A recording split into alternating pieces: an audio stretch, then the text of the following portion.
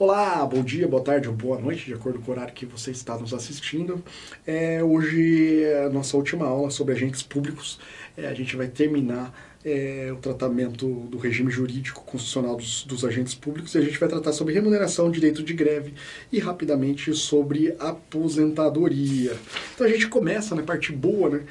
Os senhores e as senhoras que estão prestando concurso público vão entender como funciona a remuneração dos servidores públicos, né, dos agentes públicos em geral, né.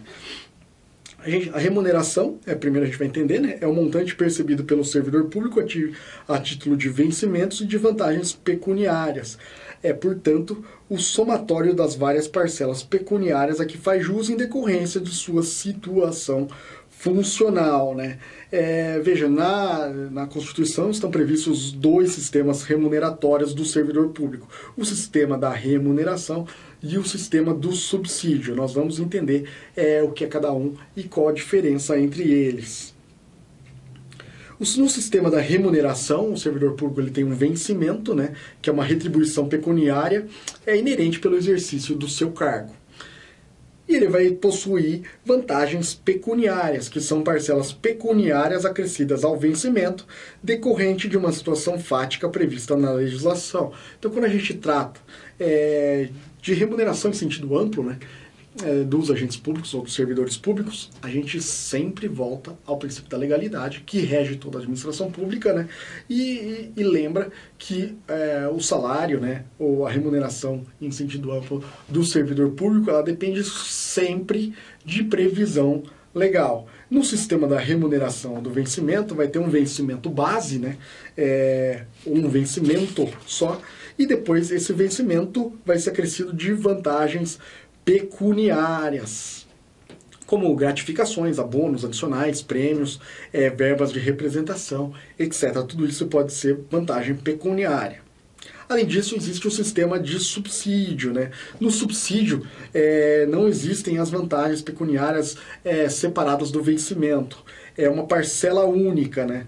Então, o artigo 39, parágrafo 4º da Constituição vai falar os membros de poder, o detentor de mandato eletivo, os ministros de Estado e os secretários estaduais e municipais serão remunerados exclusivamente por subsídio fixado em parcela única, vedado o acréscimo de qualquer gratificação adicional, abono, prêmio, verba de representação ou outra espécie de remuneratória, obedecido, em qualquer caso, o disposto no artigo 37, incisos 10 e 11. Veja, o sistema de subsídio tornou-se obrigatório para o detentor de mandato eletivo, para os ministros de Estado, para os secretários estaduais e municipais, mas foi permitido, né, pelo parágrafo 8º, que os demais servidores públicos organizados em carreira, também tivessem a sua remuneração fixada pelo sistema de subsídio, né? E daí a gente vai trazer algumas regras sobre a remuneração, né? O inciso 10 do artigo 37 da Constituição vai falar que a remuneração dos servidores públicos e o subsídio de que trata o parágrafo 4º do artigo 39 somente poderão ser fixados ou alterados por lei específica, né? Então não basta ter uma lei para prever, é uma lei que também necessária caso se deseja alterar o sistema de remuneração, observada a iniciativa privativa em cada caso, assegurada a revisão geral anual. Quando se fala em iniciativa privativa, né, antes da gente tratar da revisão geral anual, a gente está falando, por exemplo, de algumas disposições constitucionais que garantem a iniciativa privativa da lei, em alguns casos, como por exemplo no Poder Judiciário ou no Ministério Público, né? Assegurada a previsão de revisão geral anual, então há o direito subjetivo do servidor público de anualmente ter revisado a sua remuneração para que possa se atualizar de acordo com os índices inflacionários. Veja, mas não é vinculado, né? Essa revisão não é vinculada a nenhum índice. E há aqui uma discussão, porque a Constituição garante isso como um direito subjetivo do servidor, mas nem sempre, principalmente em períodos de crise, esse direito é aplicado.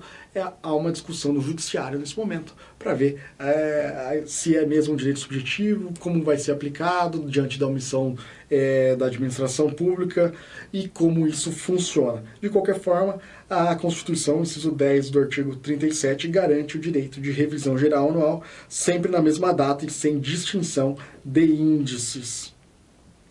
A remuneração e o subsídio dos ocupantes de cargos, funções e empregos públicos da administração direta, autárquica e fundacional, dos membros de qualquer dos poderes da União, dos Estados, do Federal, dos municípios, dos detentores de mandato eletivo e dos demais agentes políticos, e os proventos, pensões ou espécies remuneratórias percebidos cumulativamente ou não, incluindo as vantagens pessoais, não poderão exceder o subsídio mensal em espécie dos ministros do STF, aplicando-se como limite nos municípios o subsídio do prefeito, nos estados e no Distrito Federal o subsídio mensal do governador, e no âmbito do Poder Executivo, e no subsídio dos deputados estaduais e distritais, né, do Distrito Federal, no âmbito do Poder Legislativo, e no Poder Judiciário, o dos desembargadores do Tribunal de Justiça, limitado a 90 inteiros e 25 centésimos do subsídio mensal dos membros do STF, dos ministros do STF, no âmbito do Poder Judiciário, aplicável este limite aos membros do Ministério Público, aos procuradores e aos defensores públicos. Então aqui a gente tem a regra sobre o teto constitucional da remuneração no serviço público. A regra geral é que o teto máximo é o subsídio mensal dos ministros do STF, né? Nos municípios, o teto é o subsídio do prefeito. E nos estados e no Distrito Federal, o teto vai ser, no Poder Executivo, o subsídio do governador, no Legislativo, dos deputados, e do Judiciário, no MP, na Defensoria Pública, o dos desembargadores. Existe aqui, né, embora esse dispositivo constitucional limite, né, a remuneração do desembargador, na ABI 3854-1, o STF considerou que a distinção entre a remuneração dos desembargadores estaduais viola a isonomia. Vamos lá. Integram o teto constitucional as vantagens pessoais, mas o que não integra o teto constitucional? As verbas indenizatórias. Por isso que é possível, por exemplo, que um juiz de direito que recebe por subsídio em parcela única, ele receba uma verba indenizatória, seja ela por acumulação de cargos, seja ela pelo auxílio moradia, enquanto ainda, né, isso está em discussão no STF, né, mas enquanto ele for regulamentado, então os membros do Poder Judiciário que recebem por subsídio podem receber verbas indenizatórias, elas não vão integrar o teto constitucional, né? Existe na doutrina muita discussão sobre o que seria uma vantagem pessoal, que integra a remuneração para fins de teto, e o que seria verba indenizatória. Por quê? Porque cada verba pode ter, se ela se enquadrar numa natureza ou em outra natureza, ela vai integrar o teto ou ela não vai integrar o teto, né? Então ela vai estar limitada pelo teto ou não vai estar limitada pelo teto. Então um servidor público ele pode receber acima do teto? Pode. Mas o recebimento dele não vai ser apenas das verbas de natureza salarial, vai ter verba de natureza indenizatória.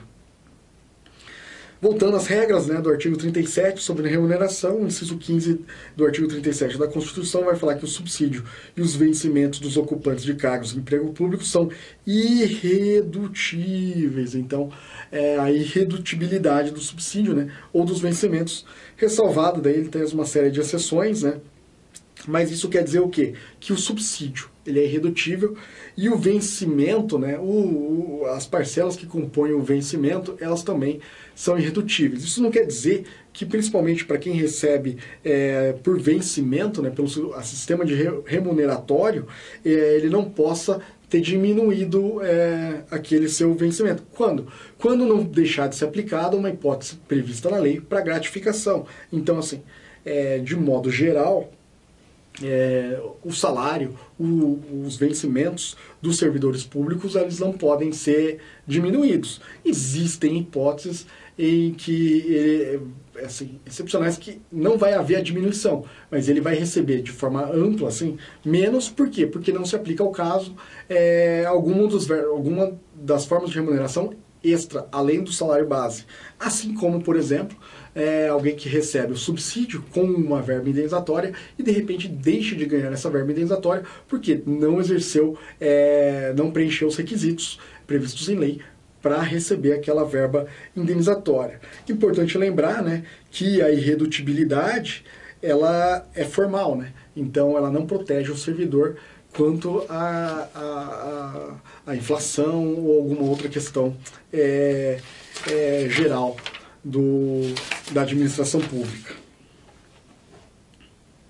Acumulação de cargos, né? Já que assim, pelo menos o servidor público não pode ter sua remuneração diminuída, mas como a gente faz para os nossos servidores públicos, né, os senhores e as senhoras que logo ingressaram no serviço público, caso desejem ter alguma forma extra de rendimento. Então a Constituição ela vai falar sobre a acumulação de cargos. Por quê? Porque ela vai vedar que o servidor público, como regra, possa ficar acumulando cargos, ou seja, ele é servidor público, ele ocupa vários cargos como servidor público, né? Então, o artigo 37, inciso 16, vai falar que é vedada a acumulação remunerada de cargos públicos, exceto quando houver compatibilidade de horários, observado em qualquer caso disposto no inciso 11, e daí ele vai trazer as exceções, né? Daí a gente vai ver que essa proibição de acumulação também se estende aos empregos e funções, abrange autarquia, fundação, empresa pública, sociedade de economia mista, suas subsidiárias e sociedades controladas, direta ou indiretamente, pelo poder público. Então, proibido acumular cargo, inclusive, se ele for emprego público na administração indireta. Opa. Então, quando você pode acumular cargo? Quais são as exceções previstas, né, no inciso 16 do artigo 37?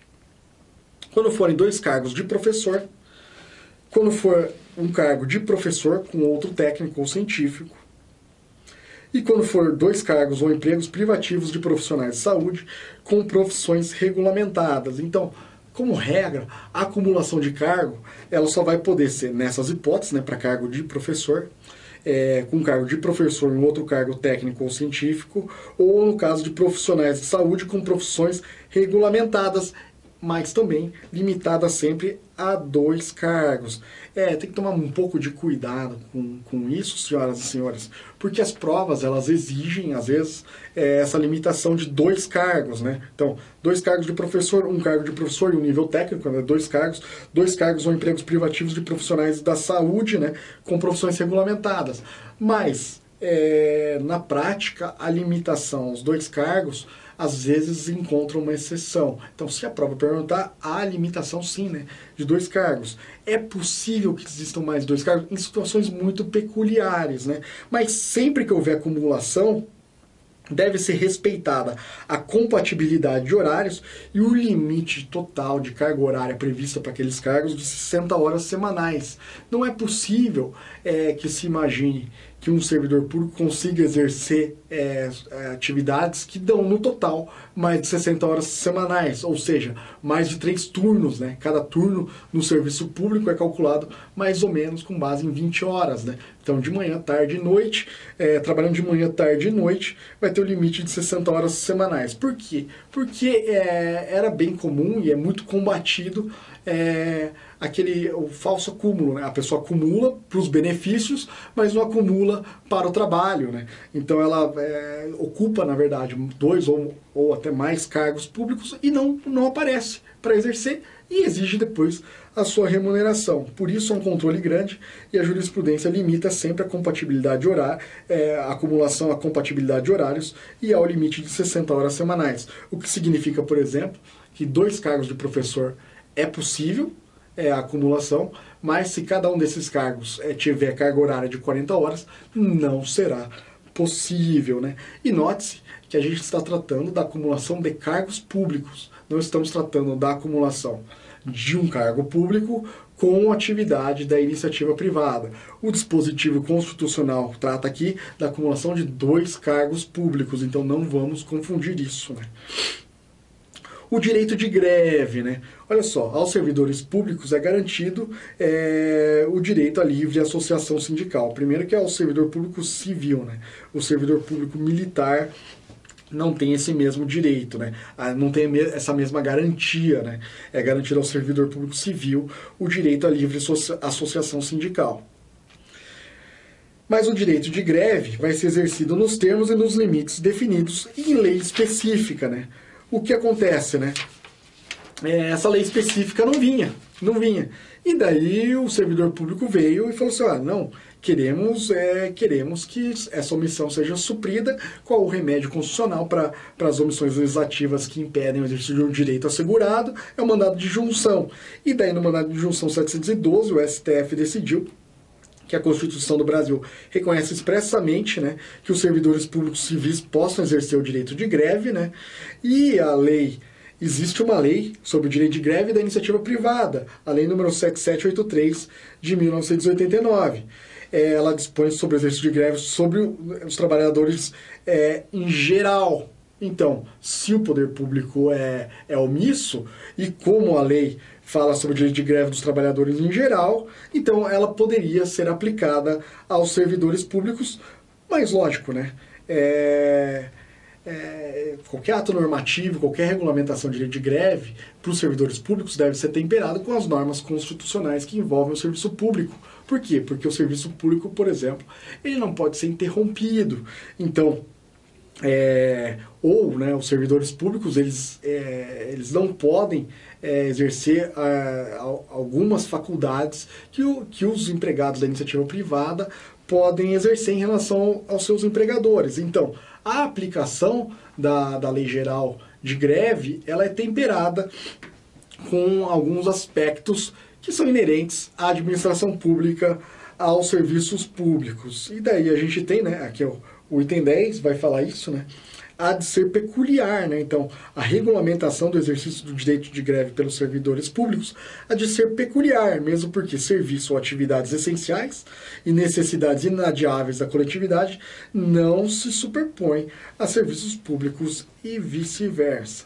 E daí, olha só, algumas decisões vieram pipocando por aí, né? Que vão tratar sobre alguns aspectos específicos, né? No RE 693456 foi fixada a seguinte tese: a administração pública deve proceder ao desconto dos dias de paralisação decorrentes do exercício do direito de greve pelos servidores públicos em virtude da suspensão do vínculo funcional que dela decorre, permitida a compensação em caso de acordo. O desconto será, contudo, incabível se ficar demonstrado que a greve foi provocada por conduta ilícita do poder público. Então, olha só, o STF vai falar que a administração pública pode sim descontar o ponto dos servidores públicos grevistas que não foram trabalhar porque estavam lá exercendo o seu direito de greve. Mas quando que a administração pública não pode descontar o ponto, né? Primeiro, quando tiver acordo para compensação de horas. Então, o servidor público deixou de trabalhar naquele período de greve, mas vai compensar posteriormente. E também quando houver uma conduta ilícita do poder público. Então, a greve é justificada, a greve é justa, a greve foi considerada justa. Nesse caso, não pode ser descontado os dias paralisados. E no RE 654432, foi fixada a tese de que o exercício do direito de greve, sob qualquer forma ou modalidade, é vedado aos policiais civis e a todos os servidores públicos que atuem diretamente na área de segurança pública. É obrigatória a participação do poder público em mediação instaurada pelos órgãos classistas das carreiras de segurança pública, nos termos do artigo 165 do CPC, para a vocalização dos interesses da categoria. Então, olha só, os servidores que atuam na área de segurança pública diretamente, eles não vão poder, como regra, exercer o seu direito de greve. Então, ou melhor dizendo, né, o STF quis dizer que eles não têm o direito de greve, porque essa decisão ela veio durante um período em que algumas polícias estaduais exercendo o seu direito de greve contra os baixos salários, má remuneração, má estruturação na carreira, paralisaram e isso acarretou em sérios prejuízos para a população. Então, o STF veio e falou assim, olha, não, você não pode exercer seu direito de greve paralisando e acaba tendo, assim, algum motivo, embora eu seja contrário sempre a decisões tomadas em casos específicos que vão se aplicar para sempre, né? E por fim, a gente vai falar da aposentadoria, né? A aposentadoria é o direito à inatividade remunerada. A aposentadoria pode ser por invalidez, decorrente de acidente de serviço, moléstia profissional ou doença grave. Pode ser compulsória, com proventos proporcionais ao tempo de contribuição. E a aposentadoria compulsória, ela seria, né, aos 70 anos, ou aos 75 anos, a PEC da Bengala, essa daí que inseriu aos 75 anos, na forma de lei complementar. Então, a Constituição previa originariamente 70 anos como máximo, o limite máximo de idade que um agente público poderia ter, e daí a PEC da Bengala estendeu esse limite a 75 anos, desde regulamentado por lei complementar, o que foi, né?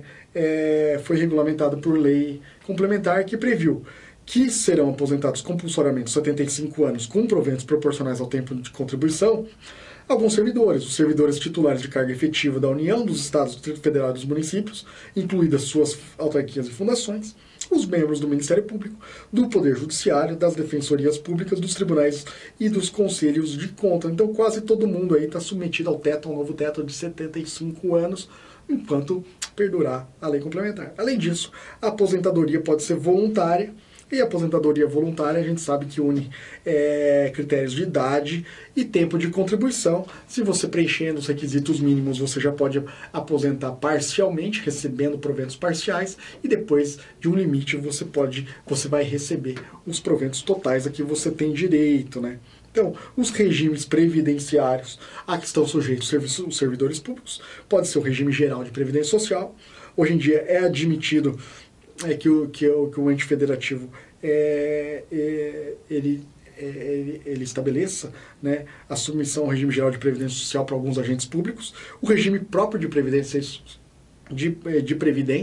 então o ente, né, o poder público, o ente público que contrata, ele tem um regime próprio para os seus agentes públicos, e além disso o regime de previdência complementar. O regime de previdência complementar, a gente tem que fixar isso, ele é privado, ele é autônomo, ele é sempre facultativo e ele tem natureza contratual. Isso quer dizer o quê? Que o agente público, né, quando ele vai atrás de um regime de previdência complementar, ele vai porque ele deseja, é uma faculdade sua. Já o regime geral e o regime próprio de previdência, eles são obrigatórios, né?